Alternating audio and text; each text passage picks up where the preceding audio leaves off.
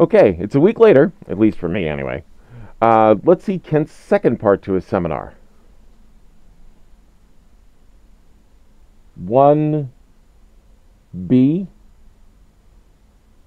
Son of a bitch!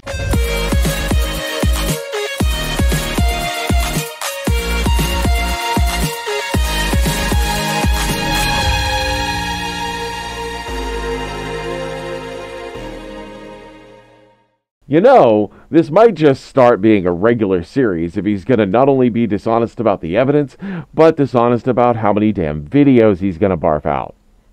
So let's recap the last one. Kent lied about Big Bang cosmology, he lied about evolution, and he showed he didn't understand gravity. Oh, and he tried to plug his business and start a war. Now, I'm likely going to beat the fossilized Eohippus here, but here we go again. Now, he did promise he had proof of the young Earth. So let's see what he's got this time around. As before, I will watch his streamed video as I write this out. The first ones seem to be popular enough. We'll skip over his advertisements this time, though. Okay, he pulls out a silver quarter and does his shtick with, "I claim this is 5,000 years old," and pulls out his bits about debunking it. It's a 1932 silver quarter. Once again, we do not start with an assumption. We start with a question and give a hypothesis based on the evidence. So what is the evidence on the quarter? It says liberty. It has a picture of George Washington. It says the United States of America. There's a fucking date on it. Well, since George would have had to have been born before the quarter, we do not use that. Since the United States would have had to exist before the quarter, we do not use that. Since liberty is something attributed to the United States, we do not use that. But oh, there's a fucking date! Maybe that's a clue. Oh, it says 1932. So I start with a hypothesis that says it was made in 1932, and I look to confirm that. That is how we look for how old something is. When it comes to the age of the planet, we look at the universe and see things are still forming. We see stars in various stages of formation. We have a fully formed star and a fully formed planet. So we are not the oldest thing. We see the same quarter he pulled out and understand we must be older than that. We continue to observe things and measure things to whittle down a more and more accurate date for how old the planet is. And at this point, we can see evidence of older and older things measuring dates and ages. So let's look at Kent's usual claim that we are 6,000 years old. We see things that are older than 6,000 years. Hello, Pando! So from Kent's point of view, either God created the universe in such a way that it would be deceptively old, or he is flat out wrong. He is flat out wrong. Let's explore his new video and show just how he's wrong. How old is the Earth? We have a claim that the Earth is 4.6 billion years old. Let's examine the claim. Let's start by looking out at the moon, okay? Oh, sweet, new topic. I love this topic. I know a good deal about how the moon formed, but before I delve into that, let's see a bit of what Kent says about it. Going to bet he talks about it moving away from us at a rate of about 3.8 centimeters per year, or about 1.5 inches. Let's see. Okay, some basic information so far. The moon is tidally locked with the Earth, meaning in general the same side is always facing us. Keep in mind that would not always have been the case. It would have rotated as well as the Earth a long-ass time ago. He mentions it's an elliptical orbit, like that's something special. Everything in orbit tends to be elliptical. He mentions the moon revolves around us every 27 days, even though the phases of the moon repeat every 29.5 days. This is because by the time the 27 days have passed, the Earth is in a different place in its orbit around the Sun, which makes up for the extra time. He goes over the distance from the Earth to the moon, 238,900 miles, and so on.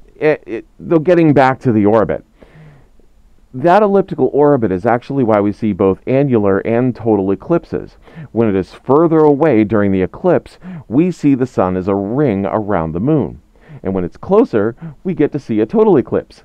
Neat.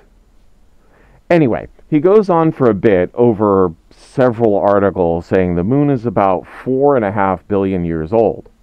The moon is getting further away from the Earth. Called it. Okay, I'm going to pause on clipping Kent for a bit so I can talk a little bit about the moon here. So science has discovered that the moon formed when an object roughly the size of Mars decided it wanted to dance the tango with Earth. Unfortunately, it had 2 left feet and ended up bumping into us. This planet was named Theia. Theia ripped off a part of itself and a part of Earth, which created a ring around the planet. Yes, the Earth had a ring at one point. This ring coalesced into what is now known as the moon. This claim is supported by the astronauts that went to the moon and brought back rock that matched some of it with the rock found here on Earth. But wait, there's more! We found evidence of Theia inside the Earth. There are 2 massive blobs of rock inside the Earth that are very irregular in consistency with the surrounding rock under the African continent and under the Pacific Ocean. Using seismology, they found them to be quite different indeed, especially a different density.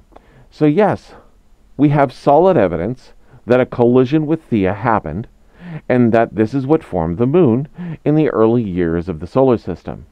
We'll likely talk about how the solar system formed at a later date. For now, let's shift focus back to the moon running away from us. Yes, it is moving away. It is indeed moving away at approximately 1.5 inches a year, and yes, if you do that calculation static, from the distance it is, the moon should be further away than it is now. This is because the moon was not always moving at the same speed.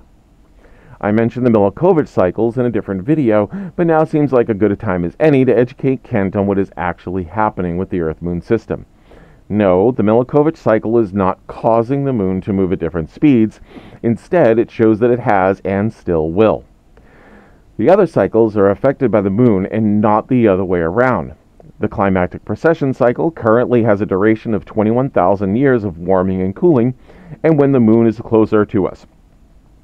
The period was shorter, about 11,000 years, when the moon was 37,280 miles closer to the Earth, and was spinning faster than it is now, and a day on Earth was 17 hours long. And you think you didn't have enough time in the day now. You got it good compared to when the Earth was actually young, Ken.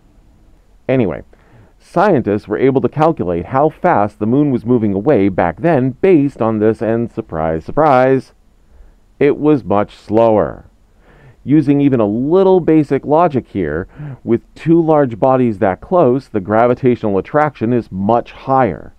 So the 2 objects would have had to fight harder to pull away, thus making the progression of the moon away from the Earth slower. Now that they are further away, the progression is faster. Granted, moving at 1.5 inches per year ain't gonna exactly win a race or anything, but faster nonetheless. So all of this evidence with parts of Theia inside the Earth, the progression of the moon moving away from the Earth in its orbit, there's the evidence of the Earth being in the billions of years old.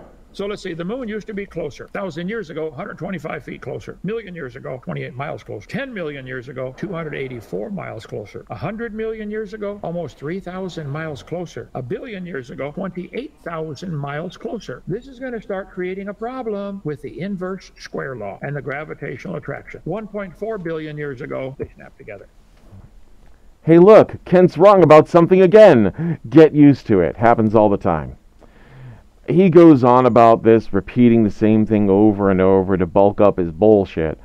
I'll torture myself with listening to it, so you don't have to. He quoted space.com. So in research for this video, I was reading to understand myself, because you all know I'm a self-proclaimed idiot. I mean, look at me. Space.com said, if we take the moon's current rate of recession and project it back in time, we end up with a collision between the Earth and moon around 1.5 billion years ago. However, the moon was formed 4.5 billion years ago, meaning that the current recession rate is a poor guide for the past. The thing is, the evidence for the rate of precession change is in that article. I swear, I love Kent's quote mining abilities. He is second to none. We have a claim this round ball we live on is 4.5 billion. Let's look at the claim. That big ball up there going around is one great proof this Earth cannot be billions of years old. Sorry. And you were on the exact page that showed you were dead wrong about that. And it showed the Earth is 4.5 billion years old. Sorry. I really hope this part is over. I can't take much more of Kent mooning me. Wait. Fuck it, that was funny. Okay. He's going into quoting the Bible. Let's see if he gives evidence other than, well, I think the professor said it best. Dave? Some book says a thing. Thanks, Dave. And, yep, he brought out the book that says a thing and acted like it's proof of itself. He tried to peddle his wares and cut it off there. After this, it's just a Q&A from the audience of his live stream. Another bit of evidence from Kent and another one down. Let's see what happens next week. For now, I am Corsi, and this is the Fluffy Atheist. If you like this, thumbs up. If you don't, thumbs down. Either way, share it with your friends, no matter if you want to share a funny video or if you want to point and laugh. I'm good either way.